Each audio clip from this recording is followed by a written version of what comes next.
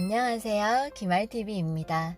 지난 시간에 이어서 등기부등본 보는 법 2편입니다. 꼭 지난 영상부터 꼭꼭 보시기 바랍니다. 중요한 내용들이 1편에도 많이 담겨져 있습니다. 이번 시간에는 우리와 가장 밀접해 있는 불인이들의 관심사인 아파트와 관련된 집합건물 등기부등본 보는 법에 대해서 알려드리겠습니다.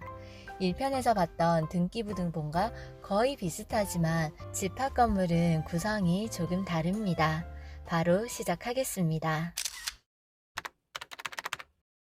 아파트와 같은 집합건물의 등기부등본은 표제부가 2개 존재합니다. 첫 번째 표제부에는 1동의 건물의 표시, 두 번째 표제부에는 전유 부분의 건물의 표시가 있습니다. 이렇게 표제부가 2개 존재합니다. 1동의 건물의 표시에는 1동 건물 전체에 대한 면적, 전체 층수와 층별 면적, 건물 전체의 대지권 정보가 적혀 있습니다. 1동에 속해 있는 1층부터 탑층까지의 건물 내역과 대지권의 목적인 토지의 표시가 함께 적히고요. 전유 부분의 건물의 표시에는 건물 전체 중 세대별, 특정 호실에 대한 내용이 적혀 있습니다. 한 개의 호, 즉 내가 101동 1402호에 살고 있으면 1402호, 전유 부분은 이 1402호에 대한 내용이 적혀 있는 거예요. 해당 집 주인이 실제로 소유한 집의 층수, 호수, 면적, 전용 면적, 대지권 비율 등을 알 수 있습니다. 나머지 갑구, 의구는 앞에서 보신 내용이랑 똑같습니다. 갑구는 소유권에 관한 사항, 등기 목적에서는 소유권의 이전, 매매적, 경매, 압류, 가압류, 가처분 등의 내용을 알 수 있고요. 권리자 및 기타 사항에선 소유자의 명의, 공동명의라면 공동명의 여부도 확인 가능합니다. 개인정보, 주민등록번호, 주소를 확인할 수 있습니다. 위에 있는 갑구와 아래에 있는 갑구의 등기 목적과 권리자 및 기타 사항의 차이를 한번 잘 보세요. 어떤 차이가 있는지 발견하셨나요? 아래에 있는 갑구처럼 마지막 기록에 소유권 이전이 아닌 경매, 압류, 가압류, 가처분 등이 적혀 있는 경우가 있습니다. 이런 아파트를 매매하게 되면 굉장히 애먹을 가능성이 많습니다. 그래서 부동산에서도 추천하지 않습니다. 그 이유는요, 지금 집 주인의 소유권이 제대로 지켜지지 않을 가능성이 크기 때문인데요. 만약 계약금을 넣었는데 가압류로 내가 매매하려는 아파트가 경매로 넘어가면 어떻게 될까요? 계약금을 넣었는데 가처분 해제 신청이 안 돼서 일체의 거래도 허용되지 않는다면 어떻게 될까요? 이때 가압류란 채무자의 재산을 압류해서 현상을 보전하고 그 변경을 금지하여 장래의 강제 집행을 보전하는 절차를 말합니다. 가처분은요, 법원의 재판으로 어떤 행위를 임시로 요구하는 것을 말합니다. 가압류가 적혀있는 매물의 집주인, 즉 채무자가 채권자에게 돈을 안 갚을 경우 경매로 넘어갈 수 있습니다. 또 예를 들어 보면요, 공동명의로 된 매물이고요. 이혼 소송 중인 부부입니다. 아내 측에서 가처분을 해제하는 조건으로 거래를 하겠다고 했지만 남편의 변심으로 가처분 해제가 되지 않을 수도 있습니다.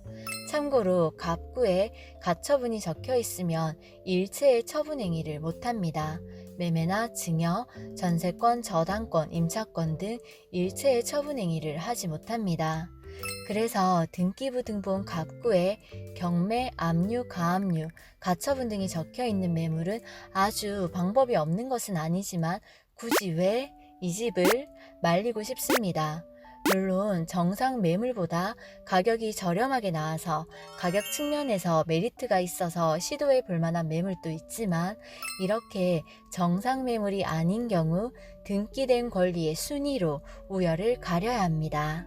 소중한 돈을 내고 계약했는데 소유권도 안전하게 보장받지 못하고 등기된 권리의 순위를 따져야 하는 이렇게 가슴 졸여야 되는 사항은 피하시기 바랍니다. 다음 의구는요, 소유권 이외의 권리가 적힙니다. 근저당권, 전세권 등이 적히겠죠. 등기 목적에서 저당권, 전세권, 지상권, 지역권 등 소유권 외의 권리사항 내용을 알 수 있습니다. 권리자 및 기타 사항에선 근저당권이 설정된 경우에는 채권 최고액이 얼마인지, 근저당권자는 누구인지 알 수 있습니다. 다음 을구처럼 저당권이 설정된 매물은 채무자가 빚을 다 갚지 못할 경우 해당 부동산이 경매로 넘어갈 수 있기 때문에 꼼꼼하게 확인하시기 바랍니다. 이번에도 실제 집합건물 등기부 등본을 보면서 해석해 보겠습니다. 첫 번째, 표제부입니다. 한 동의 건물의 표시입니다. 1동 건물 전체에 대한 주소, 각 층의 면적, 구조 등이 적혀 있고요. 본 사례에서는 아파트 101동이고요. 층마다 전체 면적이 나와 있습니다. 두 번째는 대지권의 목적인 토지의 표시입니다. 한 동 건물에 대한 전체 토지 면적을 나타냅니다. 세 번째, 표제부 전유 부분의 건물의 표시입니다. 땡땡 아파트 101동 14층 1402호의 전용 면적이 134.97제곱미터임을 알 수 있습니다. 다음 네 번째, 대지권의 표시입니다. 대지권의 종류와 대지권 비율을 나타냅니다. 대지 지분이라고도 하죠. 전체 토지 중 1402호에 할당된 토지 비율을 의미합니다. 오래된 아파트라면 재건축할 때 대지 지분이 중요합니다. 대지 지분이 궁금하신 분들은 위의 영상 참고해 주세요. 다음 등기부 등본을 보시면 12458분에 51.0256이라고 적혀 있습니다. 아파트 단지의 전체 토지 면적은 12458제곱미터이고 약 3768평 정도입니다. 그 중에 51.0256제곱미터, 약 15평을 소유하고 있다는 의미입니다. 다음 다섯 번째, 갑구입니다. 소유권에 관한 사항이 적힙니다. 현재 소유자는 윤땡땡씨고요. 소유권이 이전된 날짜, 접수일, 등기 원인 등이 표시됩니다. 등기 원인을 보시면 2006년 10월 12일 매매 계약서를 작성했다는 걸 알 수 있습니다. 접수일자는 이날 잔금을 치르고 실제로 소유권 이전 등기가 이루어졌다는 것을 의미합니다. 이 경우 소유자가 윤땡땡씨 1명 단독 소유로 되어 있는데요. 만약 등기부 등본에 공유자, 지분이 표시되면 소유자가 여러 명이라는 뜻입니다. 다음 등기부는 현재 소유자가 2명이고 각자 지분이 2분의 1씩 되어 있습니다. 요즘 부부 공동명의를 많이 하셔서 이런 형태도 많이 볼 수 있습니다. 다음 여섯 번째, 을구입니다. 소유권 이외에 근저당, 전세권, 지상권 등이 기록됩니다. 다음 등기 목적을 보시면 근저당권 설정이 되어 있는 걸 확인할 수 있습니다. 채권 최고액은 2억 1천만 원이고요. 근저당권자가 주식회사 국민은행으로 되어 있습니다. 즉, 돈을 빌려준 채권자가 국민은행인 것을 확인할 수 있고 원금의 120%로 20% 정도 더 높게 설정해 둡니다. 즉, 실제 소유자가 해당 아파트를 담보로 빌린 돈은 1억 7,500만 원 정도라는 것을 알 수 있습니다. 따라서 보증금을 지키려면 을구, 권리관계를 꼼꼼하게 확인하셔야 합니다. 그리고 다음과 같이 등기부 등본 을구에 기록사항 없음이 나오는 경우는 담보, 채권이 없는 깨끗한 부동산을 뜻합니다. 기록사항 없음은 거래하는 입장에서는 최상의 조건이겠죠. 집 주인이 대출을 하나도 안 받고 있는 상태라서 돈 문제로 크게 신경 쓸 부분이 없습니다. 그렇다고 을구에 근저당권이 설정돼 있다고 해서 너무 걱정하지 않으셔도 됩니다. 근저당권이란 앞으로 생길 채권을 담보로 저당권을 미리 설정하는 것인데요. 갑구의 가압류 가처분과는 달리 집주인이 자신의 아파트를 담보로 은행에 돈을 빌리는 것입니다. 아주 흔하고 정상적인 일입니다. 우리가 많이 듣고 잘 알고 있는 주택담보대출입니다. 이런 매물을 거래할 땐 잔금날 내가 보낸 잔금으로 받은 즉시 대출을 상환하는 조건으로 계약하게 됩니다.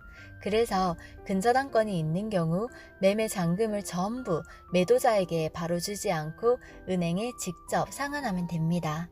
그래서 보통 잔금날은 법무사가 동행해서 상환 대행을 해주십니다. 법무사가 등기소에 가서 말소 업무와 등기 업무까지 깔끔하게 처리해 주십니다. 지금까지 등기부등본 보는 방법에 대해서 알아봤습니다.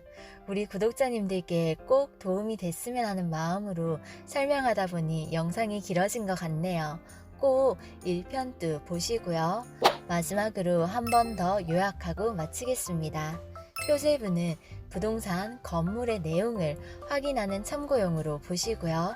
갑구는 누가 소유자인지, 다른 압류나 가압류는 없는지, 의구는 어떤 권리관계가 있고 매매 시 이 권리들은 해지가 가능한지 등 미리 검토하기 위해서 등기부 등본을 본다고 생각하시면 됩니다. 등기부 등본에 대한 기본적인 지식과 이해만 있다면 각종 계약에서 발생할 수 있는 위험 사항들을 대비할 수 있습니다. 앞에서도 말씀드렸지만 권리의 변동이 언제 일어날지는 아무도 모릅니다. 무심코 지나칠 수 있는 등기부 등본 열람, 발급 날짜를 꼭 확인하시고요. 계약을 한 계약 시점부터 잔금 지급일까지 어느 정도 터울이 있어서 간혹 계약할 때는 깨끗했던 등기부 등본이 잔금일 날은 가압류, 가처분 등으로 새로운 권리관계가 형성되어 있을 가능성이 있습니다. 그러니 주요 시점인 계약을 할 때, 중도금 지급할 때, 잔금 지급 직전에 한 번 더 확인해 보시고 송금하시기 바랍니다. 항상 기본에 충실하셔서 오늘 배운 내용들을 잘 숙지해 두시면 도움이 되실 거예요. 오늘도 끝까지 들어주셔서 감사합니다. 가시기 전에 구독과 좋아요 부탁드려요.